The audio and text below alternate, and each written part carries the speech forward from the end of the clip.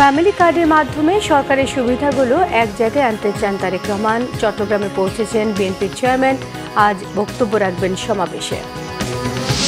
নির্যাতনের মুখেও দেশ ছেড়ে পালানি জামায়াত নেতারা, বলেছেন ডাক্তার শফিকুর রহমান। বাংলাদেশের ওপর কারো খবরদারি সহ্য না করার হুঁশিয়ারি। স্বাধীনতার বিপক্ষে ছিল দাঁড়িপাল্লা, বলেছেন মির্জা ফখরুল। সঠিক সিদ্ধান্ত নেওয়ার আহ্বান। প্রচারে ব্যস্ত বিএনপির প্রার্থীরা, আচরণবিধি লঙ্ঘনের অভিযোগ নাহিদের। কারওয়ান বাজারের চাঁদাবাজি ও দখল বাণিজ্যে মুসাব্বির হত্যার কারণ জানিয়েছে পুলিশ। খুনের নির্দেশদাতা আন্ডারওয়ার্ল্ড সন্ত্রাসী দিলীপ। ভারতের না খেলার সিদ্ধান্তে বাংলাদেশকে টি-20 বিশ্বকাপ থেকে বাদ দিল আইসিসি। সুযোগ পেল স্কটল্যান্ড। নতুন সূচি প্রকাশ। দেখছিলেন ক্রাউন সিমেন্ট সংবাদ শিরোনাম। এবারে পুরো সংবাদ। বিএনপি চেয়ারম্যান তারেক রহমান বলেছেন, যত বেশি গণতান্ত্রিক চর্চা হবে, মানুষ তত বেশি জনকল্যাণে কাজ করবে। Meet and greet with Tarique Rahman অনুষ্ঠানে তিনি বলেন, যে পরিকল্পনায় করা হোক না কেন, আগে সবার নিরাপত্তা নিশ্চিত এবং দুর্নীতি রোধ করতে হবে। ফ্যামিলি কার্ডের মাধ্যমে সরকারি সুবিধাগুলো এক জায়গায় আনতে চান বলেও জানিয়েছেন বিএনপির চেয়ারম্যান তারেক রহমান। আরও জানাচ্ছেন আহমেদ সরওয়ার। তারেক রহমানের স্বদেশ প্রত্যাবর্তন উপলক্ষে আমার ভাবনায় বাংলাদেশ নামে রিলস প্রতিযোগিতার আয়োজন করা হয় বিএনপির পক্ষ থেকে। সেই প্রতিযোগিতার বিজয়ী 10 জনের সাথে সাক্ষাৎ করেন তারেক রহমান ও ব্যারিস্টার জায়মা রহমান। শনিবার গুলশানে বিচারপতি শাহাবুদ্দিন পার্কে এই সাক্ষাৎ অনুষ্ঠিত হয়। আলাপকালে উঠে আসে শিক্ষা খাতে দুর্নীতি সহ দেশের নানা সমস্যার কথা। তারেক রহমান বলেন, সবার আগে প্রয়োজন গণতান্ত্রিক চর্চা। আমরা ডেমোক্রেসি যত বেশি প্র্যাকটিস করবো এভরি লেভেল, শুধু যে জাতীয় সংসদ নির্বাচন তা না, আমরা ইউনিয়ন পরিষদের মেম্বার, ইউনিয়ন পরিষদের চেয়ারম্যান, পৌরসভার চেয়ারম্যান, পৌরসভার মেম্বার, আমরা এইখানে যত ডেমোক্রেসি প্র্যাকটিস করব, তখন হবে কি আস্তে আস্তে সেই মানুষগুলোই সামনে বেরিয়ে আসবে যারা অ্যাকচুয়ালি মানুষের জন্য কাজ করতে চায়। জায়গায় পৌঁছতে সময় লাগবে আমাদেরকে শুরুটা করতে হবে। আমরা চাইছি শুরুটা করতে, ইনশাল্লাহ। আমাকে যদি বলেন একজন পলিটিক্যাল অ্যাক্টিভিস্ট হিসাবে, অনেক কিছু করতে চাইছি না, আমি অল্প কিছু করতে চাইছি, কিন্তু জিনিসটা ঠিকভাবে করতে চাইছি, যতটুকু সম্ভব ঠিকভাবে। আগামীর বাংলাদেশ গঠনে বিএনপির ভাবনাগুলো তুলে ধরেন তারেক রহমান। বাংলাদেশ গভর্নমেন্টের এই সোশ্যাল সেফটি নেটওয়ার্কের 138টা প্রজেক্ট চালু আছে বিভিন্ন মিনিস্ট্রি বা ডিপার্টমেন্টের। এগুলো কাইন্ড অফ হ্যাফাজেডভাবে চালু আছে, ফলে দেখা যাবে একই মানুষ কয়েকটা সাপোর্ট পাচ্ছে, যেটা ঠিক না। আপনার রিসোর্স নষ্ট হচ্ছে, একজন 3টা সাপোর্ট পাচ্ছে, আরেকজন একটাও পাচ্ছে না। আমরা এই জিনিসটাকে একটু অর্গানাইজ করতে চাইছি থ্রু ফ্যামিলি কার্ড। দুটো বিষয় আমাদেরকে বাই এনি মিনস আমাদেরকে অ্যাড্রেস করতে হবে। আমরা যেই পরিকল্পনাই করি না কেন, ফ্যামিলি কার্ড হোক, কৃষক কার্ড হোক, এনভায়রনমেন্ট হোক, খেলাধুলার ব্যাপারে হোক, যেটাই আমরা করি না কেন, আমাদেরকে একটা জিনিস এনশিওর করতে হবে, সেটা হচ্ছে ল অ্যান্ড অর্ডার। অর্থাৎ মানুষ যেটা বলেছে, আমাদের এই ছোটো বোন বলেছে যে যাতে সবাই রাস্তায় নিরাপদে থাকতে পারে, এটা এনশিওর করতে হবে। দ্বিতীয়ত কারাপশন আমাদেরকে যেভাবেই হোক এটাকে অ্যাড্রেস করতে হবে। দুর্নীতিটাকে আমাদের অ্যাড্রেস করতে হবে। দুর্নীতি বিভিন্ন রকম দুর্নীতি আছে বিভিন্ন পর্যায়ে, আমাদেরকে চেষ্টা করতে হবে এইটাকে অ্যাড্রেস। এই দুটো জিনিসকে যদি আমরা খুব একটু ভালো করে অ্যাড্রেস করতে পারি, অন্য সমস্যাগুলোর সমাধান অনেকাংশে সমাধান হয়ে আসবে। জাইমা রহমানের মতে, সামাজিক ও পারিবারিকভাবে সচেতনতাই পারে সাইবার বুলিংয়ের মতো ঘটনা কমাতে। আগে 2002-2003 সময় যে অ্যাসিডদের যে অ্যাড দেখানো হতো, তো আমাদের শিক্ষাও দিতে হবে বাচ্চাদেরকে, তরুণদের, যুব সমাজকে এই যে এগুলোর ব্যাপারে। তারপরে যে অনলাইন প্ল্যাটফর্মের সাথে যদি আমরা কাজ করতে পারি, লিগ্যাল গাইডেন্স যদি থাকে, লিগ্যাল প্রোটেকশন, যদি consequences, people face consequences reporting, তাহলে কিন্তু জিনিসটা আস্তে আস্তে কমে আসবে। কিন্তু এটা বাড়ছে আর রয়ে থাকছে, কারণ কিছু হচ্ছে না, কিছু করলে হচ্ছে না, তো আর ধরা পাচ্ছে না। তো জিনিসটাকে একটু গুছিয়ে হয়তোবা আমাদের বুঝতে হবে যে এটা নিজ মতোই ঠিকঠাক হবে না, আমাদের কিছু করার প্রয়োজন। আর হয়তোবা তরুণরাই কোনো সলিউশনস বের করতে পারবে। তরুণদের প্রচলিত শিক্ষার পাশাপাশি হাতে কলমে দক্ষতা অর্জনের উপর জোর দেন তারেক রহমান। অনেক বড় বিষয় দেশ পুনর্গঠন, আমরা শুরু করি কাজ, ইনশাল্লাহ। আহমেদ সরওয়ার, বাংলা ভিশন, ঢাকা। উত্তরাঞ্চলে নির্বাচনী সফরের দ্বিতীয় দিনে শনিবার রংপুর, গাইবান্ধা, বগুড়া আর সিরাজগঞ্জে জনসভা করেছে বাংলাদেশ জামায়াতে ইসলামী। বিপদের সময় যারা দেশ ছেড়ে পালিয়ে যায় তাদের বসন্তের কোকিল আখ্যা দিয়ে ভোট না দেওয়ার আহ্বান জানিয়েছেন দলের আমির ডাক্তার শফিকুর রহমান। বলেন, জয়ী হলে বদলে দেবেন বাংলাদেশের চিত্র। প্রতিনিধিদের পাঠানো তথ্য ছবিতে আরও জানাচ্ছেন সিরাজুম মুনির শুভ। বিপদের সময়ে যারা দেশ ছেড়ে পালিয়ে যায় তাদের বসন্তের কোকিল বলেছেন জামায়াতে ইসলামীর আমির ডাক্তার শফিকুর রহমান। বলেন, চরম বিপদের সময়ও জামায়াত নেতারা দেশ ছেড়ে যাননি, তাই বসন্তের অতিথিদের ভোট না দেওয়ার আহ্বান জানান তিনি। গাইবান্ধার পলাশবাড়ির জনসভায় এসব কথা বলেন জামায়াত আমির। বলেন, ক্ষমতায় গেলে উত্তরাঞ্চলের নদীগুলো বাঁচানোর বিষয়টিকে অগ্রাধিকার দেয়া হবে। আমরা যদি সরকার গঠন করতে পারি তাহলে নর্থ বেঙ্গলে প্রথমে আমাদের দৃষ্টি পড়বে মরা নদীগুলাদের উপর। নদীর জীবন ফিরে আসলে নর্থ বেঙ্গলের জীবন ফিরে আসবে ইনশাআল্লাহ। এর আগে দিনের শুরুতে রংপুরের বামনপুর গ্রামে জুলাই আন্দোলনের শহীদ আবু সাইদের কবর জিয়ারত করেন ডাক্তার শফিকুর রহমান। পরে আবু সাইদের পরিবারের সঙ্গে সময় কাটান। সাংবাদিকদের সাথে আলাপে জামায়াতের আমির বলেন, দেশের মাটির সম্মান রক্ষা করতে প্রয়োজনে আবু সাইদের মতো রক্ত দিতে প্রস্তুত তারা। ভোটের দিন পর্যন্ত সবাইকে সজাগ থাকার আহ্বান জানিয়ে জামাত আমির বলেন, নতুন লুটেরাদের আটকাতে না পারলে উন্নত বাংলাদেশ বিনির্মাণ সম্ভব হবে না। যেভাবে আবু সাইদরা বুক পেতে দিয়েছিল, দেশের জন্য ওইভাবে বুক পেতে দিতে রাজি আছি, কিন্তু দেশের 1 ইঞ্চি জমির সম্মান কারো কাছে বন্ধক রাখবো না। গাইবান্ধার পর বগুড়া শহরের আলতাফুন্নেসা খেলার মাঠে নির্বাচনী সমাবেশে বক্তব্য রাখেন জামায়াতের আমির। সবাইকে নিয়ে দেশ গড়তে চান জানিয়ে বলেন, যদি সরকার গঠনের সুযোগ পান তাহলে জনগণের একটি টাকার ওপরেও হাত বসাবেন না। 10 দলীয় নির্বাচনী ঐক্যের জনসভায় তিনি আরো বলেন, আধিপত্যবাদকে লাল কার্ড দেখিয়ে সামনে এগুতে হবে। নাম্বার 1, নিজে দুর্নীতি করবেন না, দুর্নীতিবাজদেরকে নিজের বগলের নিচে আশ্রয় দেবেন না। নাম্বার 2, ন্যায় বিচার সকলের জন্য নিশ্চিত করা হবে। কোন রাজনৈতিক দল কিংবা যত প্রভাবশালী ব্যক্তি হোক, বিচারের দিকে চোখ তুলে তাকাতে পারবেন না। পরে সিরাজগঞ্জ শহরের সরকারি ইসলামিয়া কলেজ মাঠে নির্বাচনী জনসভায় যোগ দেন ডাক্তার শফিকুর রহমান। জামায়াত ক্ষমতায় এলে ভারতীয় আধিপত্য রোধ ও দুর্নীতিকে লাল কার্ড দেখানো হবে বলে জানান তিনি। নির্বাচনে হ্যাঁ ভোট দেওয়ার আহ্বান জানান জামায়াতের আমির। সবকিছুতে চুর এবং ডাকাতের আনাগুনা থাকার কারণে ওগুলো মানসম্মত হয় না, বসানোর সাথে সাথে ধসে পড়ে যায়। আমরা জাতির কাছে অঙ্গীকার করেছি, আমরা দুর্নীতিমুক্ত বাংলাদেশ গড়ব ইনশাআল্লাহ। জনসভায় স্থানীয় জামায়াত নেতারাও বক্তব্য রাখেন। আজকে বাংলাদেশের সর্বত্র। সিরাজুম মনির শুভ, বাংলা ভিশন, নিউজ ডেস্ক। সংখ্যালঘুদের সম্পদ এবং জীবনের নিরাপত্তার আশ্বাস দিয়ে ধানের শীষে ভোট চেয়েছেন বিএনপি মহাসচিব মির্জা ফখরুল ইসলাম আলমগীর। শনিবার বিকেলে ঠাকুরগাঁও সদরের ঝাঁটিভাঙা শিডিউল কাস্ট উচ্চ বিদ্যালয় মাঠে নির্বাচনী জনসংযোগের সময় তিনি সব কথা বলেন, কেউ ভয় পাবেন না, আপনাদের সকল ধরনের সম্পত্তি এবং জীবনের নিরাপত্তার নিশ্চয়তায় বিএনপি সব সময় পাশে থাকবে। তিনি আরও বলেন, এই দেশে সকলের অধিকার সমান, সেইভাবে নিজেদের অধিকার আদায় করে নিতে হবে। যারা এদেশের স্বাধীনতাই চায়নি তারা এখন ভোট চান। এর আগে ঠাকুরগাঁও সদরের কালীতলা সরকারি প্রাথমিক বিদ্যালয় মাঠে নির্বাচনী প্রচারণায় বক্তব্য রাখেন বিএনপি মহাসচিব মির্জা ফখরুল ইসলাম আলমগীর। বলেন, দাঁড়িপাল্লা স্বাধীনতার বিপক্ষে ছিল, তাই এই নির্বাচনে সঠিক সিদ্ধান্ত নিতে হবে। এরপর সোনাহার বাজার এবং কচুবাড়ি বাজারে নির্বাচনী প্রচারণায় অংশ নেন বিএনপি মহাসচিব। আপনাদেরকে আমরা কথা দিচ্ছি বিএনপির পক্ষ থেকে যে আমরা আপনাদের নিরাপত্তা, আপনাদের সম্পত্তি, আপনাদের জীবনের নিরাপত্তার জন্য সবসময় আপনাদের পাশে আমরা দাঁড়াবো ইনশাআল্লাহ। সব সময় আমরা সবসময় মনে রাখবেন যে আপনারা সংখ্যালঘু নন, আপনারা এই দেশেরই সন্তান। আসন্ন ত্রয়োদশ সংসদ নির্বাচনে ধানের শীষের পক্ষে ভোট চেয়ে নির্বাচনী জনসংযোগ এবং প্রচারণায় ব্যস্ত সময় পার করছেন ঢাকার বিভিন্ন আসনে বিএনপির প্রার্থীরা। পরিবর্তনের রাজনীতির মধ্য দিয়ে জনগণের প্রত্যাশা পূরণের আশ্বাস দিয়েছেন তারা। রিপোর্ট করছেন মোবাশ্বির আহমেদ। রাজধানীতে চলছে বিএনপির প্রার্থীদের নির্বাচনী প্রচারণা। প্রার্থীরা প্রতিশ্রুতি পূরণের আশ্বাস নিয়ে যাচ্ছেন ভোটারদের কাছে। শনিবার দুপুরে পুরান ঢাকার টিপু সুলতান রোড এলাকায় গণসংযোগ করেন ঢাকা 6 আসনে বিএনপির প্রার্থী ইশরাক হোসেন। এ সময় এলাকার বিভিন্ন অলিগলিতে প্রচারণা ও গণসংযোগ করেন তিনি। বলেন, নির্বাচিত হলে এলাকার যানজট নিরসনে ফুটপাত দখলকারীদের বিরুদ্ধে কঠোর ব্যবস্থা নেওয়া হবে।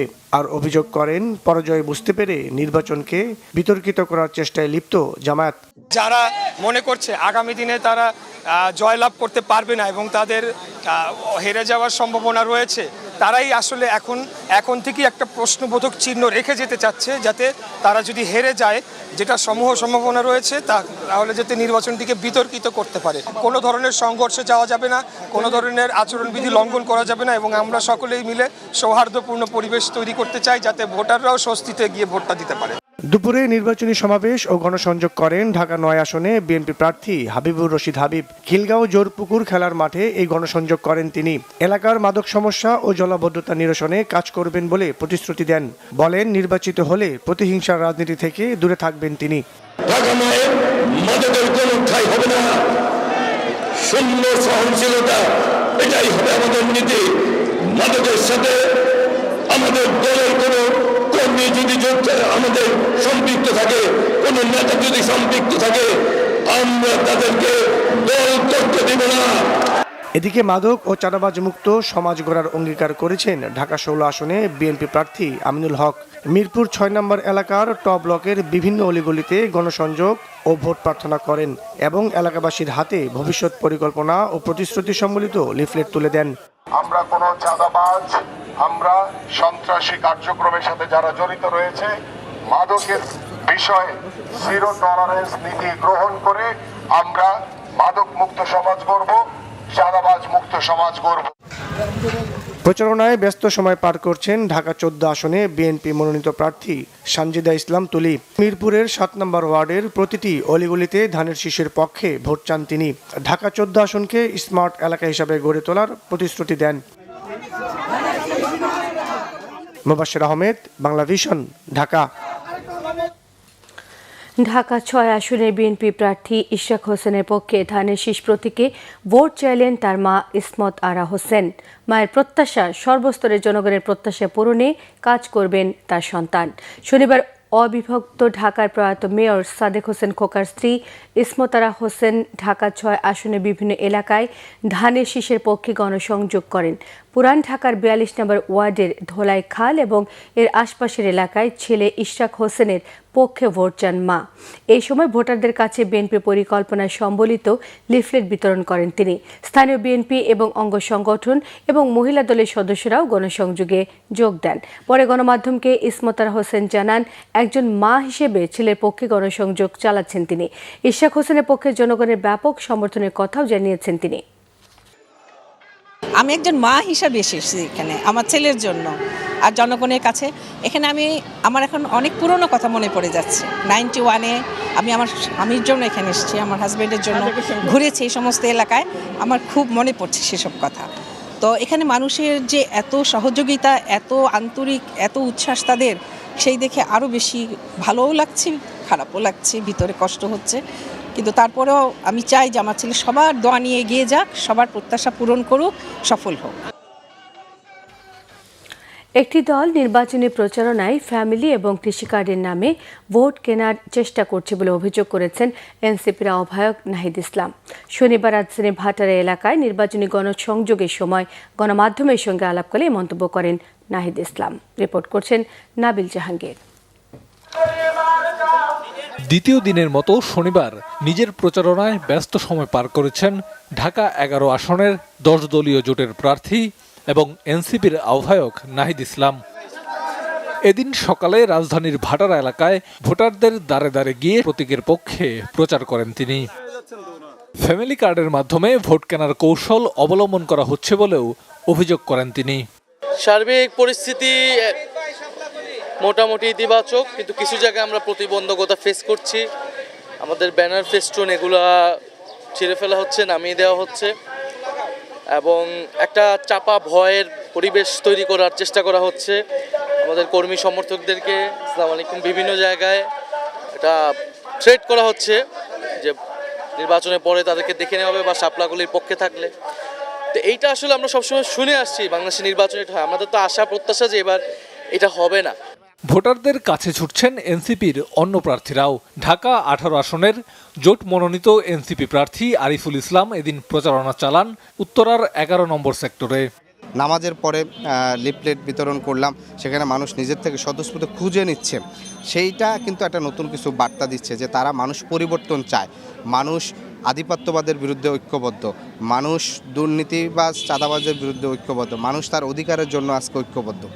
জাতীয় নির্বাচনের প্রচারের পাশাপাশি হা ভোটের পক্ষেও প্রচার চালাচ্ছেন এনসিপির প্রার্থীরা। নাবিল জাহাঙ্গীর, বাংলা ভিশন, ঢাকা। সামাজিক যোগাযোগ মাধ্যমে বিএনপিকে নিয়ে অপপ্রচারের জবাব দিতে তরুণ প্রজন্মকে আহ্বান জানিয়েছেন ঢাকা ৮ আসনের প্রার্থী ও বিএনপির স্থায়ী কমিটির সদস্য মির্জা আব্বাস। শনিবার সকালে রাজধানীর কাকরাইল ডিপ্লোমা ইঞ্জিনিয়ার্স ইনস্টিটিউটে আয়োজিত এক অনুষ্ঠানে মন্তব্য করেন আব্বাস। এ সময় নিজের নির্বাচনী এলাকার তরুণ বেকারদের জন্য কর্মসংস্থান সৃষ্টি, খেলার মাঠ, গ্রন্থাগারের ব্যবস্থা করার আশ্বাস দিয়েছেন তিনি। বলেন, কোনো প্রতিশ্রুতি নয়, নির্বাচিত হলে যা যা দরকার সবই করবেন তিনি।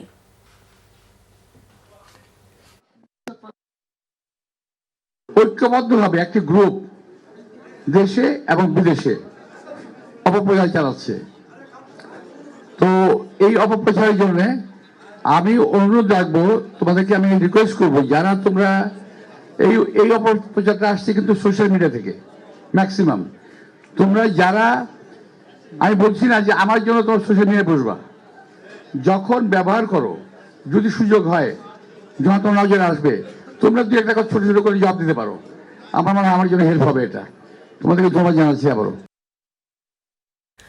শহীদ রাষ্ট্রপতি জিয়াউর রহমান এবং প্রয়াত প্রধানমন্ত্রী বেগম জিয়ার ছোট ছেলে আরাফাত রহমান কোকোর 11তম মৃত্যুবার্ষিকী ছিল শনিবার। 2015 সালের এই দিনে কুয়ালালামপুরে মারা যান কোকো। তার মৃত্যুবার্ষিকীতে শনিবার সকালে বনানীতে তার কবরে শ্রদ্ধা জানান সিনিয়র যুগ্ম মহাসচিব রুহুল কবির রিজভী সহ বিএনপির নেতারা। তারা প্রয়াত কোকো রুহের মাগফিরাত কামনা করে দোয়া জানান। কবর জিয়ারত শেষে রুহুল কবির রিজভী অভিযোগ করেন, রাজনীতি না করেও শুধু জিয়া পরিবারের সদস্য হওয়ায় আরাফাত রহমান কোকো নিপীড়নের শিকার হয়েছেন। 111 এবং আওয়ামী লীগ সরকারের শারীরিক এবং মানসিক নির্যাতনের কারণে মারা যান আরাফাত রহমান কোকো। তিনি জানান, নির্বাচন কমিশনের অনুরোধে তারেক রহমান উত্তরবঙ্গের সফর স্থগিত করেছিলেন। ইসির নিয়ম অনুযায়ী প্রচারণা চালাচ্ছেন বিএনপির চেয়ারম্যান। তার বক্তব্য প্রশংসিত হচ্ছে। জনগণকে বিভ্রান্ত করতে প্রপাগান্ডা ছড়ানো হচ্ছে বলে মন্তব্য করেছেন বিএনপির সিনিয়র যুগ্ম মহাসচিব রুহুল কবির। পরে নয়াপল্টনের দলীয় কার্যালয়ে আরাফাত রহমান কোকোর 11তম মৃত্যুবার্ষিকী উপলক্ষে দোয়া এবং মিলাদ মাহফিলের আয়োজন করা হয়। যেদিন থেকে নির্বাচনী কর্মকাণ্ড করা যাবে, ঠিক সেই দিন থেকেই তিনি দেশের একজন প্রখ্যাত সুফি সাধক হজরত শাহজালাল রাদিয়াল্লাহুর মাজার জিয়ারত করে তিনি সেখান থেকে শুরু করেছেন। বরং এটা একটি পরিকল্পিত হাইপার প্রোপাগান্ডার অংশ।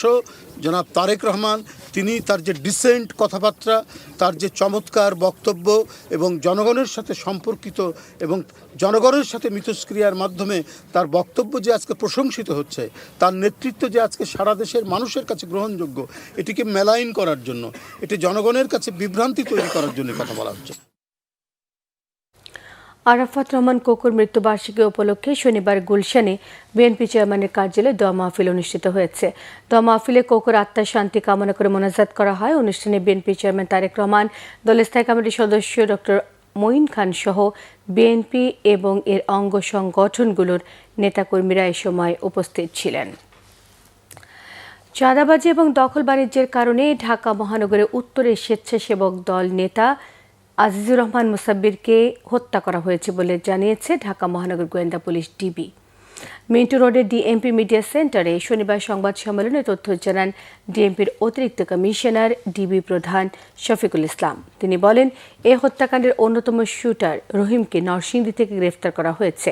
হত্যাকাণ্ডে ব্যবহৃত দুটি বিদেশি পিস্তল, ম্যাগজিন এবং 12 রাউন্ড গুলি উদ্ধার করা হয়। এক প্রশ্নের জবাবে ডিবি প্রধান বলেন, বিদেশে অবস্থানরত দিলীপ ওরফে বিনাশের নির্দেশে এ হত্যাকাণ্ড ঘটিয়েছে। দিলীপ আন্ডারওয়ার্ল্ডের একজন সন্ত্রাসী। কারণ বাজার কেন্দ্রিক 8-9টি চাঁদাবাজ গ্রুপ সক্রিয় রয়েছে বলেও জানিয়েছেন ডিবির এই কর্মকর্তা। ক্রিকেট, ভারতে না খেলার সিদ্ধান্তে বাংলাদেশকে টি-20 বিশ্বকাপ থেকে বাদ দিল আইসিসি। সুযোগ পেল স্কটল্যান্ড। আনুষ্ঠানিক ঘোষণা দিয়ে নতুন সূচি প্রকাশ করেছে বিশ্ব ক্রিকেটের নিয়ন্ত্রক সংস্থাটি। রিপোর্ট করছেন মানিক মাহমুদ। অবশেষে শঙ্কাই হলো সত্যি, 2026 টি-20 বিশ্বকাপে খেলা হচ্ছে না বাংলাদেশের। আনুষ্ঠানিক ঘোষণা দিয়ে তাদের বাদ দিয়েছে আইসিসি। বাংলাদেশে দীপু চন্দ্র দাস নামে একজনের হত্যার ইস্যুতে কলকাতা নাইট রাইডার্স দলে থাকা বাংলাদেশি খেলোয়াড়কে নিয়ে আইপিএলের ম্যাচ হতে না দেওয়ার হুমকি দেয় ভারতের উগ্রপন্থী গোষ্ঠী। ভারতীয় ক্রিকেট বোর্ড বিসিসিআই নির্দেশে গত ৩ জানুয়ারি কেকেআর বাদ দেয় মুস্তাফিজকে। সেই ঘটনাকে কেন্দ্র করে বাংলাদেশ ভারত রাজনৈতিক টানাপোড়েনে নিরাপত্তাজনিত উদ্বেগে টি-20 বিশ্বকাপ ভারতে খেলতে না যাওয়ার সিদ্ধান্ত নেয় বিসিবি। আইসিসির সাথে বৈঠক করে ও মেইল দিয়ে কয়েক দফায় অনুরোধ করে বাংলাদেশের গ্রুপ পর্বের ম্যাচগুলো বিশ্বকাপের সহ আয়োজক শ্রীলঙ্কায় সরিয়ে নিতে, কিন্তু আইসিসি সেই অনুরোধ নাকচ করে দেয়। বাংলাদেশ সরকারও অটল থাকে নিজেদের সিদ্ধান্তে। সবশেষ গত বুধবার জরুরি বৈঠকের পর বিসিবিকে সতর্ক করে দিয়ে আইসিসি জানায় বাংলাদেশ ভারতে খেলতে রাজি না হলে তাদের বাদ দেওয়া হবে। সিদ্ধান্ত বিবেচনার জন্য সময় দেওয়া হয় 24 ঘন্টা। সেই সময় পার হওয়ায় দুবাইয়ে আইসিসি চেয়ারম্যান জয় শাহ সহ শীর্ষ কর্মকর্তারা চূড়ান্ত সিদ্ধান্ত নেন, বাংলাদেশকে টি-20 বিশ্বকাপ থেকে বাদ দেওয়ার ঘোষণা দেয় আইসিসি। আইসিসি জানায় 3 সপ্তাহের বেশি সময় ধরে বিসিবির সাথে একাধিক বৈঠক ও আলোচনায় অংশ নেওয়া হয়েছে। ভারতের বিরুদ্ধে কোনো বিশ্বাসযোগ্য বা যাচাইযোগ্য নিরাপত্তা হুমকি নেই, তাই বিসিবির ম্যাচগুলো শ্রীলঙ্কায় সরিয়ে নেওয়ার অনুরোধ গ্রহণযোগ্য হয়নি। প্রতিষ্ঠানটির প্রধান নির্বাহী সঞ্জয় গুপ্তা বোর্ড সদস্যদের উদ্দেশ্যে পাঠানো চিঠিতে উল্লেখ করেন, বিসিবির দাবিগুলো আইসিসির নীতির সাথে সামঞ্জস্যপূর্ণ নয়, তাই অন্য দেশকে আমন্ত্রণ জানানো ছাড়া কোনো বিকল্প ছিল না। সেই দেশ হলো স্কটল্যান্ড। চিঠির কপি বিসিবির সভাপতি আমিনুল ইসলামের কাছেও পাঠানো হয়। একই সাথে ক্রিকেট স্কটল্যান্ডকেও আনুষ্ঠানিক আমন্ত্রণ জানানো হয়। ব্যাখ্যায় আইসিসি জানায়, স্কটল্যান্ড হচ্ছে সর্বোচ্চ র্যাঙ্কধারী টি-20 দল, যারা আগে থেকেই বিশ্বকাপে যোগ্যতা অর্জন করতে পারেনি। বর্তমানে তারা র্যাঙ্কিংয়ে 14তম স্থানে আছে, যা নামিবিয়া, সংযুক্ত আরব আমিরাত, নেপাল, যুক্তরাষ্ট্র, কানাডা, ওমান ও ইতালির চেয়ে এগিয়ে। ভারত ও শ্রীলঙ্কায় আগামী 7 ফেব্রুয়ারি শুরু হবে টি-20 বিশ্বকাপ। নতুন সূচি প্রকাশ করেছে আইসিসি। গ্রুপ সিতে বাংলাদেশের জায়গায় খেলবে স্কটল্যান্ড, তাদের প্রতিপক্ষ ইংল্যান্ড, ওয়েস্ট ইন্ডিজ, নেপাল ও Italy. Manik Mahmud, Bangla Vision, sports desk. ভারতের সঙ্গে বিএনপি চুক্তি করেছে এমন অভিযোগের কোনো সত্যতা নেই, পুরোটাই অপপ্রচার বলে জানিয়েছেন বিএনপি নির্বাচন পরিচালনা কমিটির মুখপাত্র মাহাদি আমিন। শনিবার গুলশানে নির্বাচন পরিচালনা কার্যালয়ে সংবাদ সম্মেলনে মন্তব্য করেছেন মাহাদি আমিন।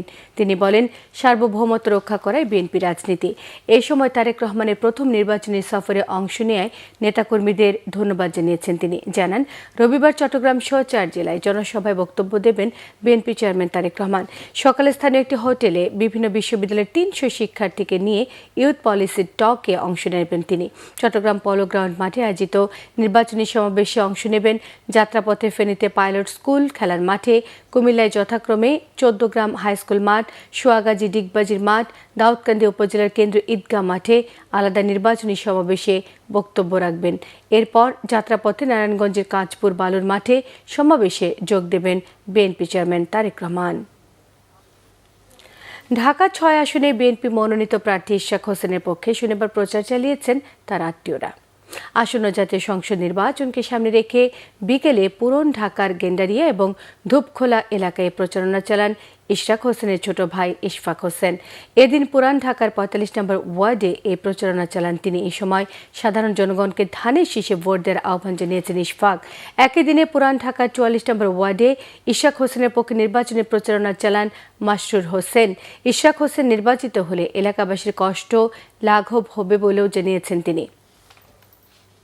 শুধু খালি আমার ভাই না, উনি আপনাদের সন্তান, আপনাদেরই এই আসনেরই সন্তান, আপনাদের মধ্যে একজন, আর এমন একজন যিনি কখনো ক্ষমতার পর্যায়ে কিন্তু কখনো তিনি ছিলেন না। সংবাদ শেষ করব ক্রাউন সিমেন্ট শিরোনামগুলো আর একবার জানিয়ে দিয়ে। ফ্যামিলি কার্ডের মাধ্যমে সরকারের সুবিধাগুলো এক জায়গায় আনতে চান তারেক রহমান। চট্টগ্রামে পৌঁছেছেন বিএনপি চেয়ারম্যান, আজ বক্তব্য রাখবেন সমাবেশে। নির্যাতনের মুখেও দেশ ছেড়ে পালানি জামায়াত নেতারা, বলেছেন ডাক্তার শফিক। বাংলাদেশের ওপর কারো খবরদারি সহ্য না করার হুঁশিয়ারি। স্বাধীনতার বিপক্ষে ছিল দাঁড়িপাল্লা, বলেছেন মির্জা ফখরুল। সঠিক সিদ্ধান্ত নেওয়ার আহ্বান। প্রচারে ব্যস্ত বিএনপির প্রার্থীরা। আচরণবিধি লঙ্ঘনের অভিযোগ নাহিদের। কারওয়ান বাজারের চাঁদাবাজি ও দখল বাণিজ্যই মুসাব্বির হত্যার কারণ, জানিয়েছে পুলিশ। খুনের নির্দেশদাতা আন্ডারওয়ার্ল্ডের সন্ত্রাসী দিলীপ। ভারতে না খেলার সিদ্ধান্তে বাংলাদেশকে টি-20 বিশ্বকাপ থেকে বাদ দিল আইসিসি। সুযোগ পেল স্কটল্যান্ড, নতুন সূচি প্রকাশ। এই ছিল এখনকার মতো। পরের সংবাদ সকাল 7:30টায় দেখার আমন্ত্রণ রইল। এছাড়া বাংলাভিশন সংবাদ ও সংবাদ সংশ্লিষ্ট অনুষ্ঠান দেখতে ভিজিট করুন www.bbnews24.com, facebook.com/banglavishnnews, সাবস্ক্রাইব করুন youtube.com/banglavishnnews। সঙ্গে থাকায় ধন্যবাদ।